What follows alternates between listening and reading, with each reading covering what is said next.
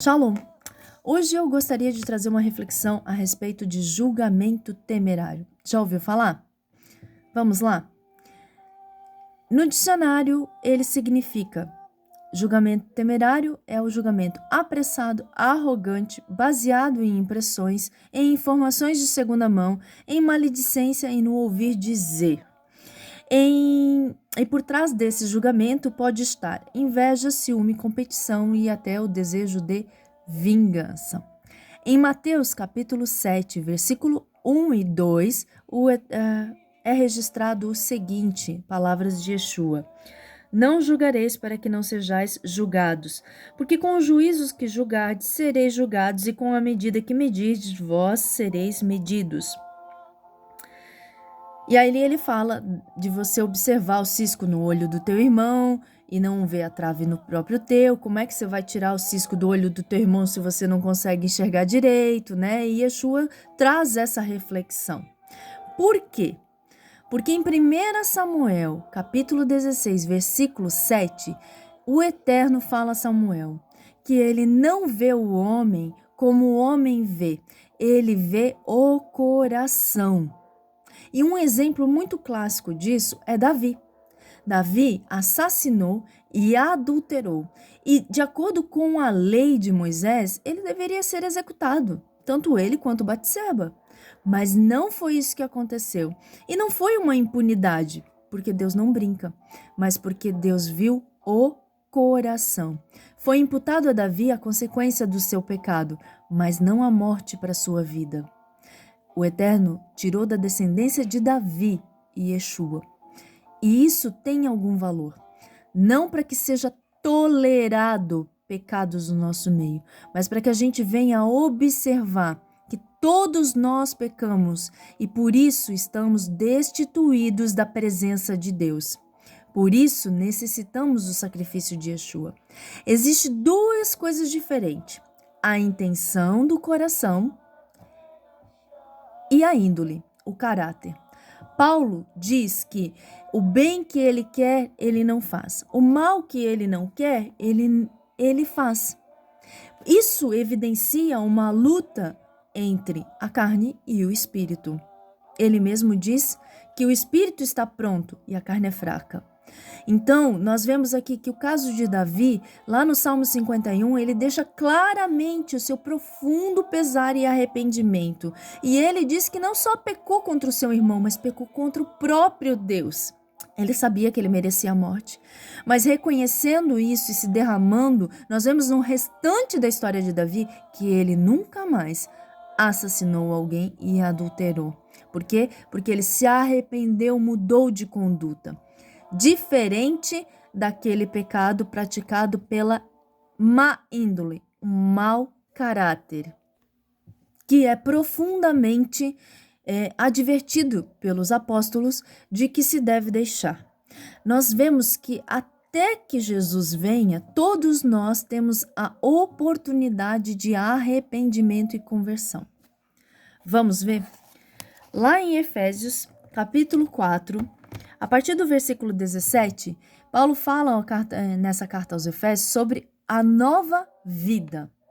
E no versículo 25 em diante, ele traz as regras para essa nova vida. Então, ou seja, a partir do momento que você tem a revelação do madeiro para a sua vida, que você verdadeiramente entrega a sua vida para Yeshua e entende que o que você viveu era pecado e o que você viveu te afastava da graça, por mais que você conhecesse e falasse das Escrituras. Não basta conhecer e falar, é preciso se arrepender, é preciso abandonar as velhas práticas e ter uma nova prática de acordo com a palavra de Deus. Por isso, a novidade em vida.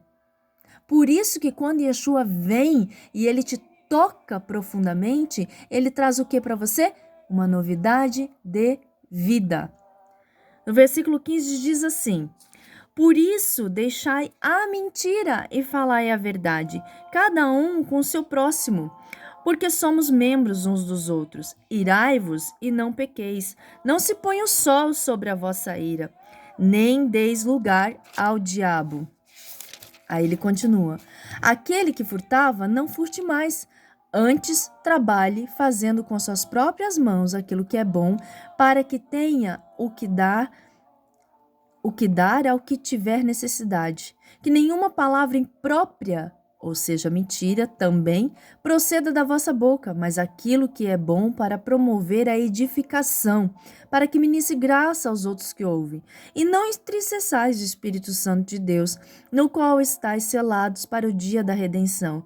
Toda amargura, ira, cólera, e tumulto, e blasfêmia, e toda malícia seja tirada de vós, e sede amáveis uns para com os outros, compassivos, perdoando-vos uns aos outros, como também Deus vos perdoou por causa de Cristo. Então, nós vemos aqui Paulo dizendo que as regras para essa nossa nova vida é abandonar as práticas antigas. Então, quem mentia, não mente mais. Antes fala a verdade. Quem maldizia, não maldiz mais. Antes abençoa.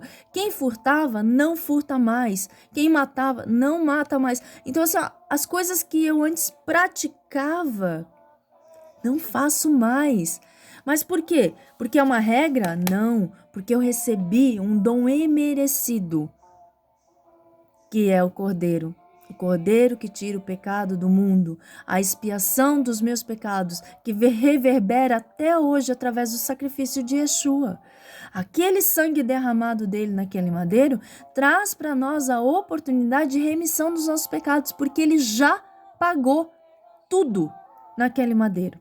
Mas nós só vamos ter direito a isso quando nós tivermos um encontro real com Ele, quando nós entendermos esse sacrifício e não fazermos mais. Essa é a diferença entre um pecado porque você se deixou levar pelo seu instinto, uma queda, que somos humanos, e aquele pecado praticado pelo mau caratismo ou pela índole.